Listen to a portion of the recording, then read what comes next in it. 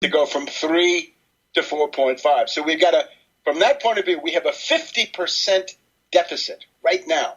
We're 50% below where we said we wanted to be in 1946. Think of this.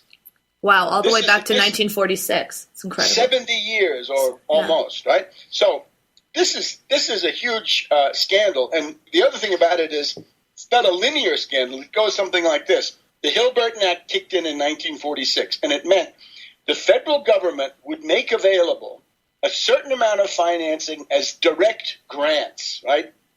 Not paid back, just money, a gift to certain localities that were at the top of the list in terms of need for medical facilities. So some of it was a direct grant from the United States Treasury to the hospital authorities of Alabama or wherever it was. Southern states obviously needed it more, but other states needed it too. So part of it was a direct gift. And then the federal government also provided guarantees on financing, a little bit like what the Export-Import Bank does for export loans. There was a Hill-Burton authority that went to work, and they would guarantee borrowing by local hospital authorities. And I can say here in Washington, if you go down behind the National Institutes of Health, there's one called Suburban Hospital. And you go into Suburban Hospital, and there's a plaque, and it says this building was constructed thanks to the Hill-Burton Act of 1946, and that's why there is that important hospital serving the northern suburbs of the northern part of Washington, D.C., and then the southern suburbs. So all of this building went on in the 40s, the 50s, the 60s, into about 1975. By 1975, the target, and this is now, 30 years after the law was passed, by 1975, we had almost 4.5 beds per 1,000. But at that point, guess what kicked in? Milton Friedman, von Hayek, von Mises, Thatcherism before the fact, avant la lettre, and right, the process of tearing down the wonderful structures of the New Deal. You can say that this Hill-Burton Act is one of the last features of the mature New Deal. The New Deal in the 1940s and 50s was still being completed, right, with important components, and this is certainly one of them.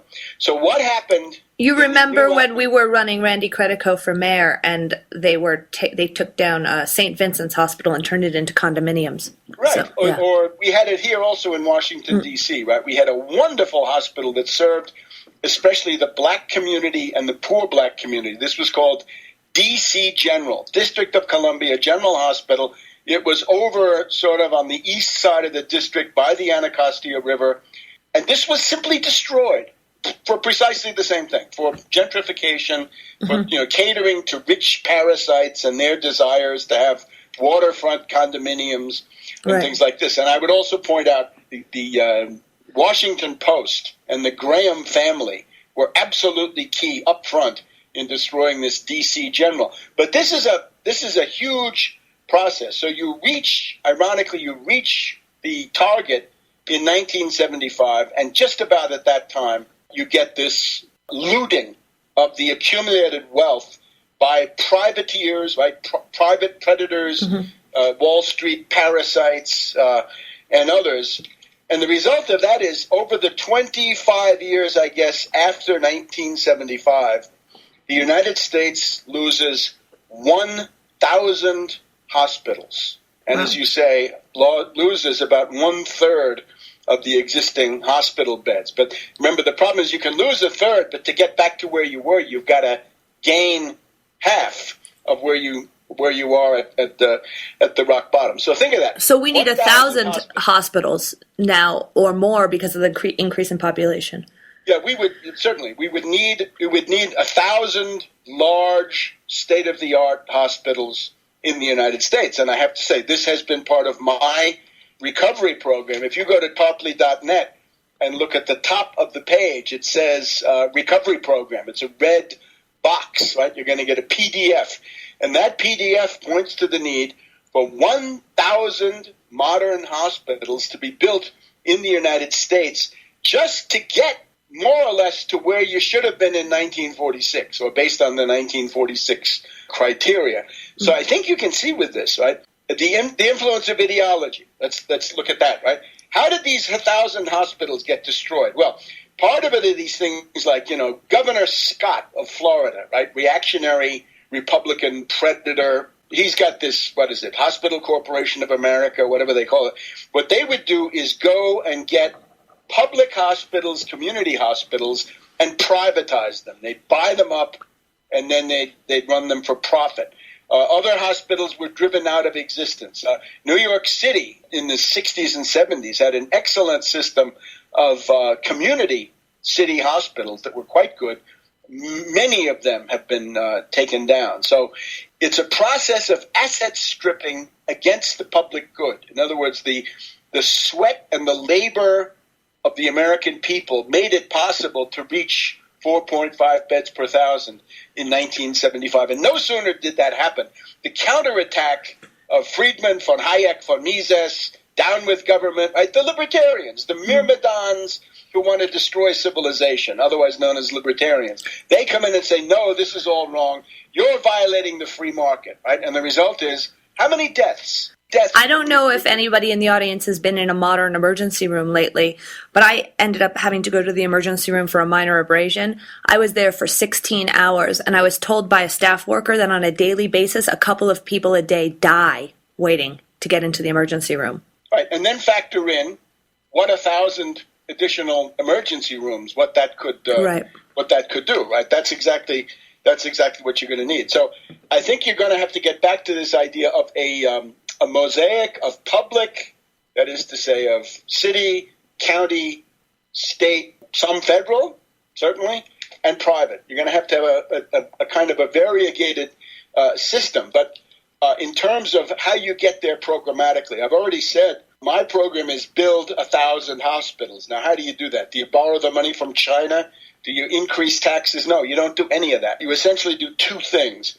The parts that are outright grants come from taxing Wall Street. The lack of money, the fiscal crisis of American government at all levels has to do with the fact that Wall Street pays no taxes. They pay zero or even negative federal corporate income tax. That would be General Electric, which is now a bank. It's a hedge fund in drag, as some say. That's the money that is going to be granted. The Wall Street sales tax takes care of it, right? They pay 1% on all of their turnover. Whether they win or lose, 1% goes to the public treasury. And, of course, in that same campaign, you want to look into closing some of the loopholes of the federal corporate income tax. By the way, there's a huge campaign now to have tax reform, meaning lower the federal corporate income tax. No. They say the U.S. with 35% has the highest tax rate of corporate income tax, but nobody pays 35%. The U.S. corporate income tax actually paid is about 15%, and that is lower than other countries where it comes in at about 20%. So don't let yourself be kidded that somehow business is suffering or that Wall Street needs tax relief. No, they have to pay because these are the essential costs of civilization. I hope everybody can see that. Mm-hmm. If you don't have a hospital bed waiting for you when you get sick, then that is not civilization anymore. Then we've descended into barbary and chaos and what we don't want. Aren't you willing to tax Wall Street in order to avoid a situation where people are going to be dying in the streets? Because that's where all dying sitting in an emergency room waiting to see a doctor. Yes, right. Just for image reasons, right? You're not going to die in the street. We have a room you can go to and die there, right? All right. So these are the dictates of humanity, right? Any religion you want, Christianity, Buddhism, the Sadaka of Judaism, Muslim social solidarity, they all would say the people with these huge bank turnover, and I'm not even talking about individuals, I'm talking about the banks, they have to be taxed to make this up. The other side of it, of course, is the Federal Reserve System has to stop seeing itself as the servant of the banks only and see itself as the servant of the people and the national economy. And that's one of my other points, is that there has to be $5 trillion, a first tranche of 0% 100-year credit to rebuild all infrastructure, and that means roads, rails, ports, canals, electrical grids, you name it. But it emphatically includes hospitals, along with schools, universities, libraries, public buildings, and so forth. The kind of stuff that Works Progress Administration did with Harry Hopkins. And in order to get them to change their perspective on this, we need to collectively demand that they do. Yeah, certainly. I mean, do you want civilization? Yes or no? That's an interesting question. Or do you want to die? That's the most essential question in politics is, are you willing to fight so that you don't die? And I think it's pretty clear in this case that that's what's at stake. So, well, that's being eroded when you have the right-wing alternative media and libertarians saying go back to living on your own land. Yeah, nasty, brutish, and short, right? Yeah.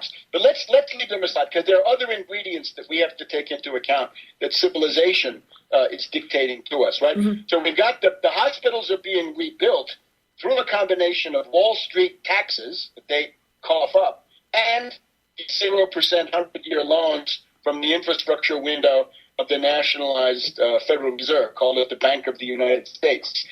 Now you've got the problem, who's going to treat you?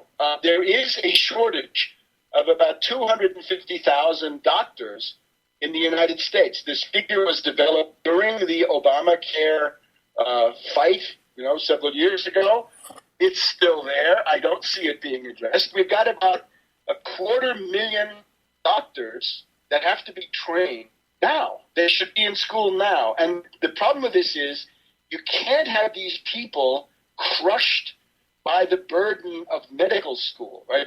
We've got a situation now where it's a clear national necessity that if people are willing to go to a community college and a state university, there's got to be a path to a free college degree, BA, BS, you name it, right? You've got to get an associate's degree at your community college and then on to a bachelor's degree.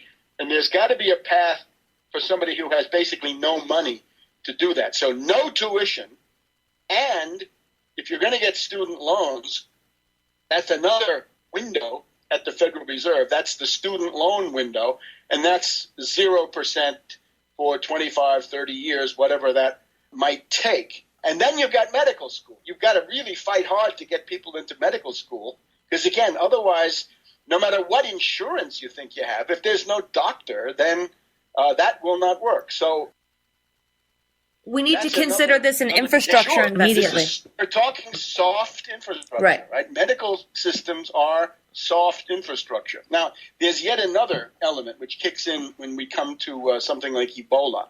We have the precedent here in the United States of the Manhattan Project, right? It simply shows that the massive, generous, lavish commitment of resources, people, political support, money, and so forth between 1942 and 1945, this created nuclear energy as an atomic pile and also as then the atomic bomb. So it means that the most challenging scientific and engineering problems can be overwhelmed by a crash program. And that's what we would need for something like Ebola. Right? To the degree that Ebola threatens the world, there's got to be a massive counterattack on Ebola. You have to think in military terms. And that would mean a science driver that I've been trying to advocate for quite a number of years. I distinguish three science drivers. Let me just mention the other two.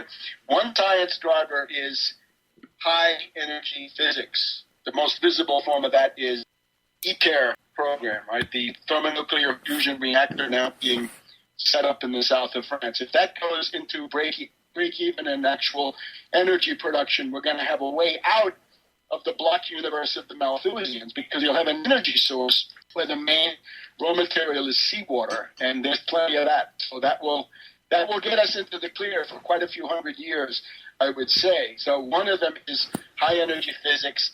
The other one is space exploration, colonization, industrial production, space under zero gravity, on the moon, Mars, places like this. That's two. But the third is the biomedical research. And here you can have more than one spearhead. AIDS is going to be a spearhead. The obvious thing is Alzheimer's is probably going to be the most expensive disease coming up. Diabetes is very costly, on and on, right?